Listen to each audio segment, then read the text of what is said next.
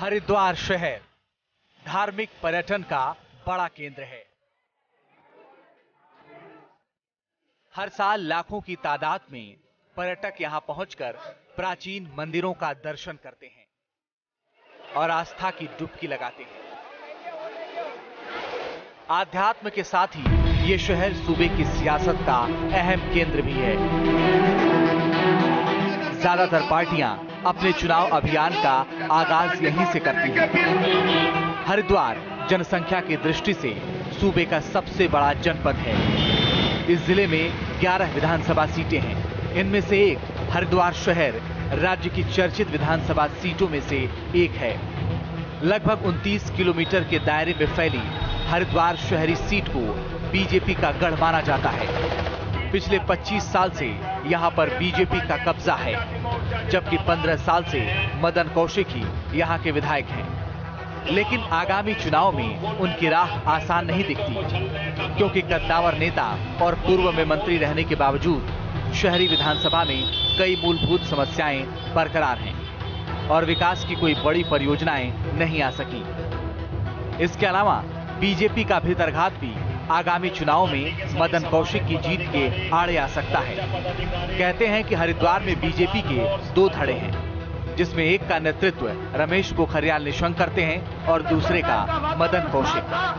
कहा तो ये भी जाता है कि लोकसभा चुनाव के दौरान मदन कौशिक ने निशंक को हराने की भरपूर कोशिश की थी। यह हालात इस सीट पर बीजेपी के लिए मुश्किलें खड़ी कर सकते हैं।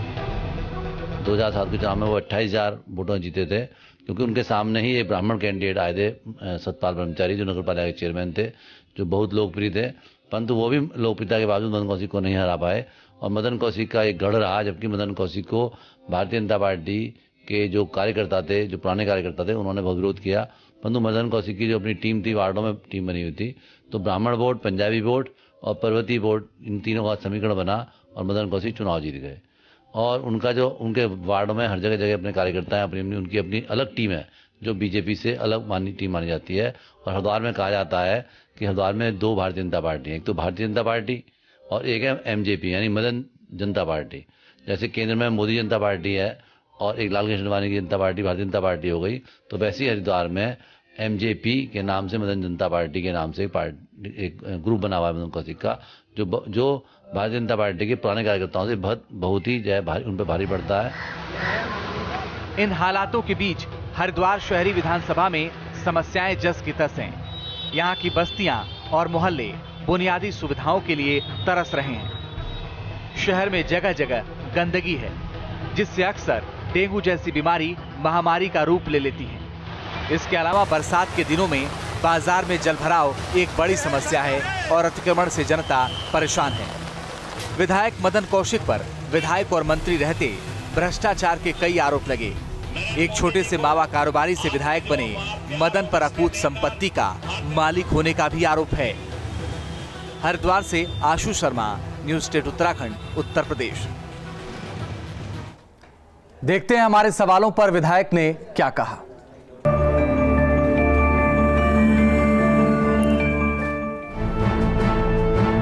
इस कार्यकाल की सबसे बड़ी उपलब्धि। मेरा ये सौभाग्य है कि हरिद्वार की जनता का आशीर्वाद मुझे निरंतर मिल रहा है, और अगर इस 5 साल के कार्यकाल की बात मैं करूं तो मैंने जनता के बीच में जो आवश्यकताएं थी, जो युवाओं के लिए काम करना चाहिए था, जो महिलाओं के लिए योजना बननी चाहिए थी, उनमें मैंने एक महत्वपूर्ण भूमिका करते हुए अपने क्षेत्र में उस सारे विकास के कामों को आगे बढ़ाने का काम किया है। और मैं मानता हूं कि कहीं ना कहीं हम लोगों ने अपने कार्यकर्ताओं के बल पर, ताकत के बल पर उस सारे मुकाम को हासिल किया। लोग आपको दोबारा वोट क्यों दें? देखिए, राजनीति में चुनौती हर पल मिलती है, और राजनीति में रहते हुए चुनौती का सामना करते हुए आगे बढ़ना, ये जनता के विश्वास पर होता है। और मुझे विश्वास है कि मैंने जनता के उस विश्वास को प्राप्त किया है, और जनता के उस विश्वास के आधार पर मैं कह सकता हूं कि 2017 में भारतीय जनता पार्टी इस विधानसभा से जीतेगी। इस बार जीते तो क्या करेंगे? 2012 में जो योजनाएं इस सरकार ने रोकी है, चाहे वो पर्यटन की हो, चाहे वो अनुसूचित जाति के वहाँ की धर्मशाला और मंदिरों को लेकर हो, चाहे वो नौजवानों के रोजगार को लेकर हो, चाहे वो क्षेत्र के विकास को लेकर हो, चाहे यहाँ की सीवरेज व्यवस्था को लेकर हो, चाहे यहाँ की ड्रेनेज व्यवस्था को लेकर हो। जो योजनाएं हमारी चालू हुई तो रोकी हैं, हम उनको तेजी के साथ आगे बढ़ाएंगे। और विपक्ष ने हमारे सवालों पर क्या कहा, यह भी देखिए।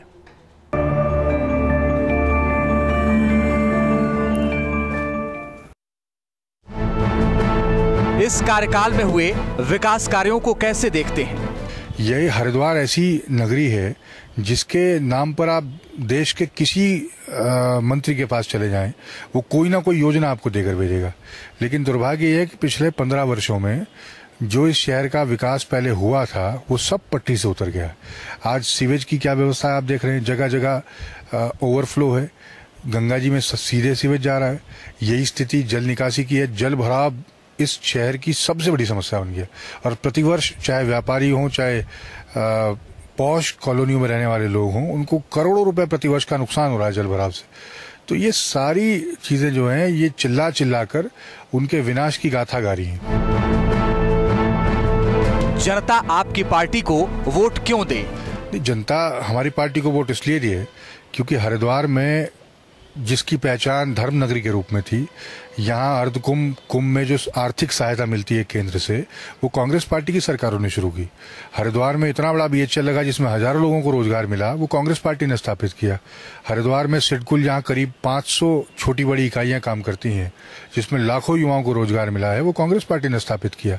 और अभी 2016 का जो अर्धकुंभ गया, बिना केंद्र की सहायता के आधा दर्जन स्थायी पुल बनाना, नए नए मार्ग खोलना, ऐसी कई मूलभूत सुविधाओं का विकास करना जो पिछले करीब 3 दशक में जिनकी आवश्यकता थी नहीं हो पाई थी, वो सब कांग्रेस की सरकारों ने किया। आपकी पार्टी जीती तो आपकी प्राथमिकता क्या होगी? एक बहुत अच्छा अवसर उनके सामने आया था, वो नगर विकास मंत्री थे। 2010 में हरिद्वार में कुंभ हुआ था। केंद्र की तब की यूपीए की सरकार ने 700 करोड़ रुपए दिए थे। अगर वो चाहते ढंग से योजनाबद्ध तरीके से काम करते तो शहर का आमूल चूल परिवर्तन हो जाता, लेकिन वो उसमें बहुत बुरी तरह चूक गए हैं। आज जो यहाँ की समस्याएं हैं, चाहे वो जल निकासी की हो, सीवेज की हो, पानी की हो, या अतिक्रमण की हो, या लोगों के पास रोजगार के नए अवसर न होने की हो, या शिक्षण की हो, स्वास्थ्य की हो, ये सभी समस्याएं उस समय दूर हो सकती थी। लेकिन वो हरिद्वार के विनाश के लिए बहुत बड़े जिम्मेदार हैं और इन्हीं मुद्दों को लेकर हम चुनाव में जाएंगे और हमें पूरा विश्वास है कि इस बार जनता भाजपा से ऊब चुकी है और यहाँ कांग्रेस का विधायक बनेगा। आइए अब आपको दिखाते हैं जनता की बेबाक राय।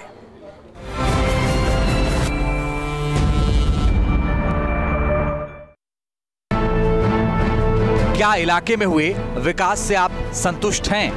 किसी प्रकार की हमें ऐसा सुविधा महसूस नहीं देती कि ये विकास हुआ है।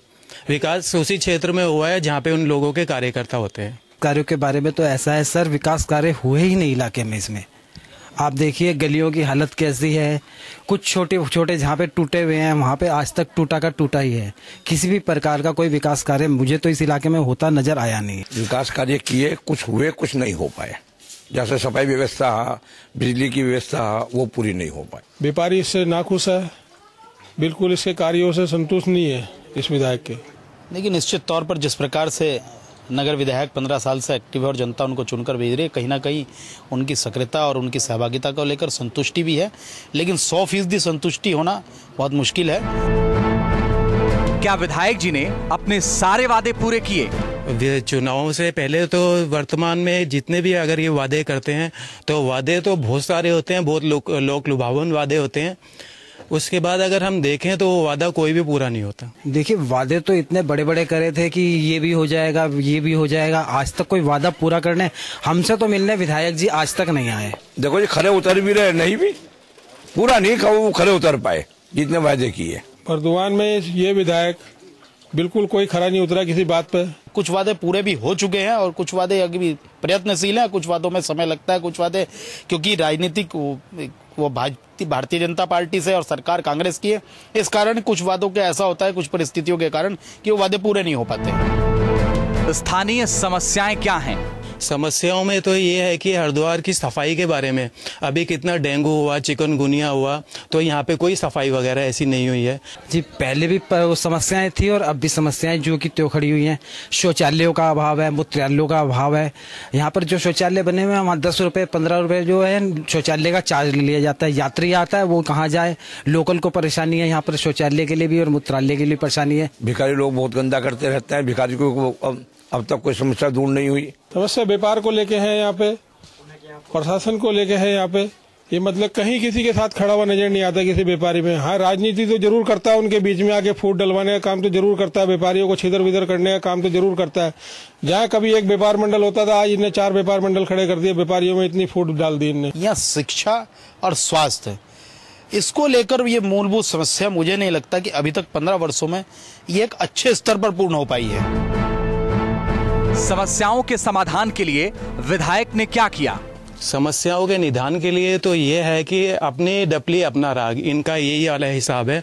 हमें नहीं लगता कि ये कोई समस्या का निदान करते हैं। समस्याओं के निदान के लिए आज तक मेरे सामने तो कोई समस्या जी मैंने उनको देखा नहीं निदान के लिए आते हुए।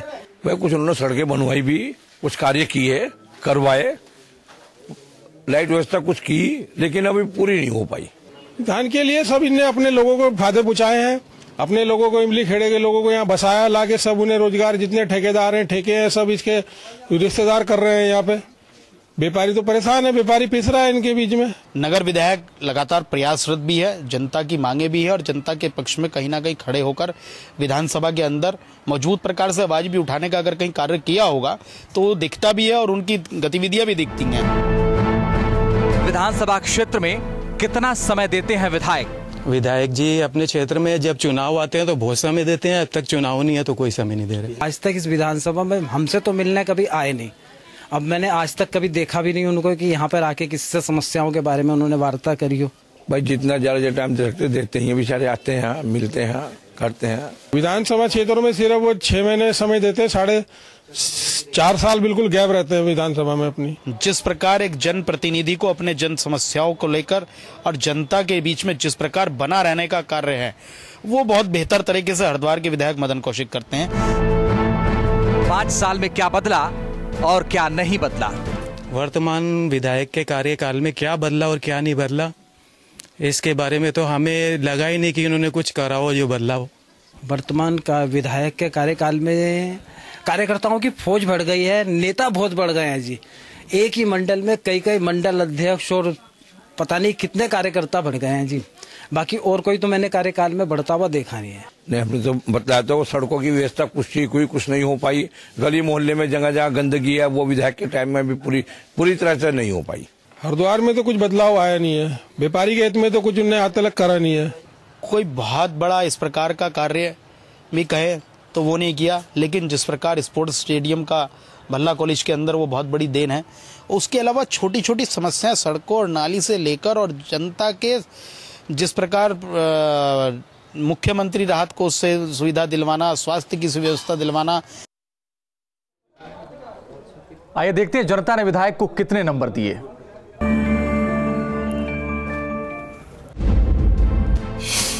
दस में तो इच्छा करती है कि 10 नंबर दे, लेकिन इनका कार्य देख के हमारी इच्छा नहीं करती कि कुछ भी नंबर दे।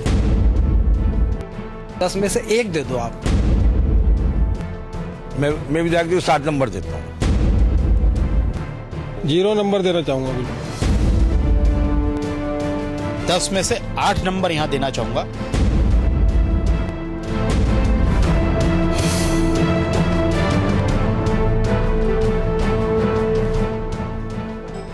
और इसी के साथ अभी के लिए बस इतना है, लेकिन खबरें लगातार जारी हैं। आप देखते रहिए न्यूज़ स्टेट उत्तराखंड उत्तर प्रदेश।